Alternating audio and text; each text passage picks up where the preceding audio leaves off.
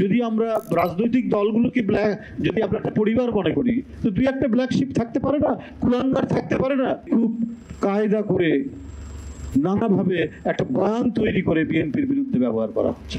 শেখ হাসিনা বাঙালি বাঙালি করতে করতে তার মুখে ঘা হয়ে গেছে, কিন্তু পাসপোর্টে কিন্তু বাংলাদেশিটা লিখতেই হয়েছে। বাঙালি জাতীয়তাবাদ আর বাংলাদেশি জাতীয়তাবাদের মধ্যে কন্ট্রাডিকশন আছে, কিন্তু বাঙালি যে একটা জাতিসত্তা, একটি সত্তা, একটা রেসটা হচ্ছে একেবারে বায়োলজিক্যাল।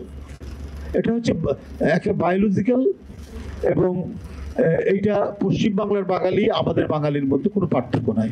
আমরাও ভাত খাই, ওরাও ভাত খাই, আমরা আলু ভর্তা খাই, তারাও আলু ভর্তা খাই, পুঁই শাক দিয়ে চিংড়ি মাছ দিয়ে রান্না করি, তারাও করে।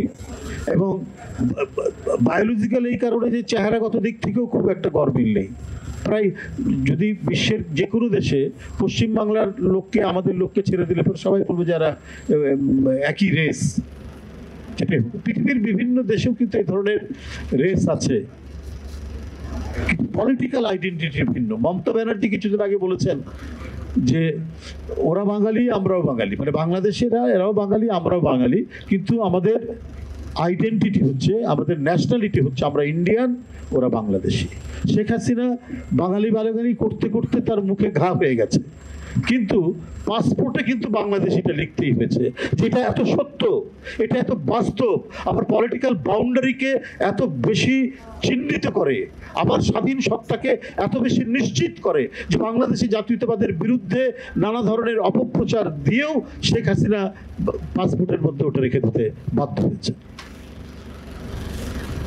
এটা একটি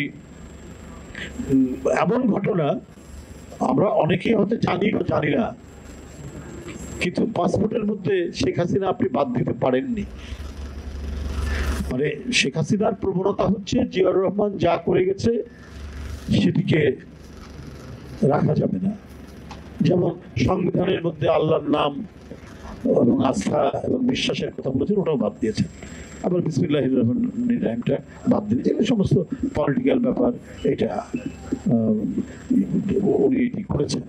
যখন প্রতিনিয়ত আমরা হুমকির সম্মুখীন হচ্ছি, বিশেষ করে 5ই আগস্টের পরে, তখন বিভাজনের এত সুর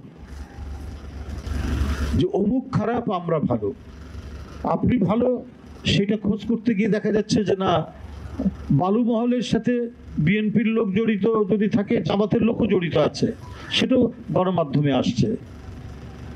গণমাধ্যমে যে আসছে না তারা, সেটাও আসছে, কিন্তু সেটা বেশি ফলাও করে প্রচার হচ্ছে না। সিলেটের পাথর উত্তোলনের সাথে জামাতের নেতার নাম পাওয়া যাচ্ছে, নারীঘুটিতে বিভিন্ন ঘটনার সাথে নাম পাওয়া যাচ্ছে, কিন্তু সোশ্যাল মিডিয়ায় বিএনপি করছে, বিএনপি করছে, কিন্তু বিএনপি তার বিরুদ্ধে কি ব্যবস্থা নিচ্ছে ওটা তো ফলো করে আপনারা বলছেন না।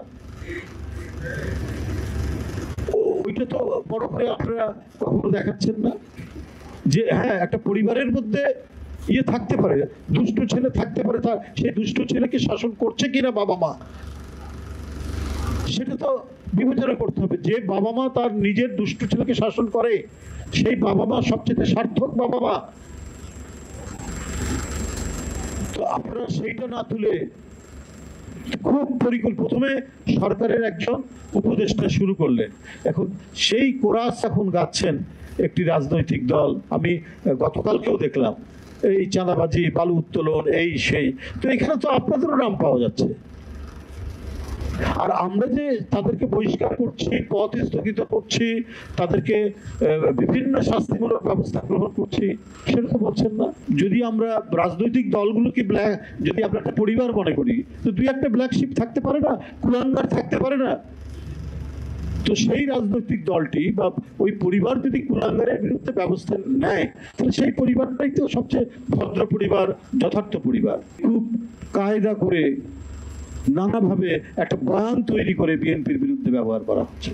আমি যদি বলি, আমি ছাত্র রাজনীতিতে যে নির্বাচন হচ্ছে কি হচ্ছে না হচ্ছে আপনারা সব দেখছেন, কিন্তু একজন ইউনিভার্সিটি যিনি ভর্তি হয়েছেন তাকে কি ম্যাজিস্ট্রেসি পাওয়ার দেওয়া হয়েছে? তিনি ইউনিভার্সিটির মধ্যে কোনটি অবৈধ দোকান না দোকান, অবৈধ দোকান থাকতে পারে, কিন্তু সেটা ফাইন করার অধিকার কি ইয়ের আছে, বিপির আছে? এই যে পরিবর্তিত পরিস্থিতিতে আজকে পার্শ্ববর্তী দেশ থেকে যে ধরনের হুমকি হুঙ্কার ক্রমাগতভাবে আসছে, বর্তমান যে রাজনৈতিক পরিস্থিতি যেভাবে যাচ্ছে, যেভাবে এগোচ্ছে, এবং যে সমস্ত শক্তির উত্থান ঘটছে, এটাও এক ধরনের আমাদের সার্বভৌমত্ব এবং স্বাধীনতার মানে অটুট রাখা জন্য একটা বড় ধরনের, আমি মনে করি যে একটা ষড়যন্ত্র চক্রান্ত পাকিয়ে তোলার সুযোগ সৃষ্টি হবে সুযোগ সন্ধানীদের।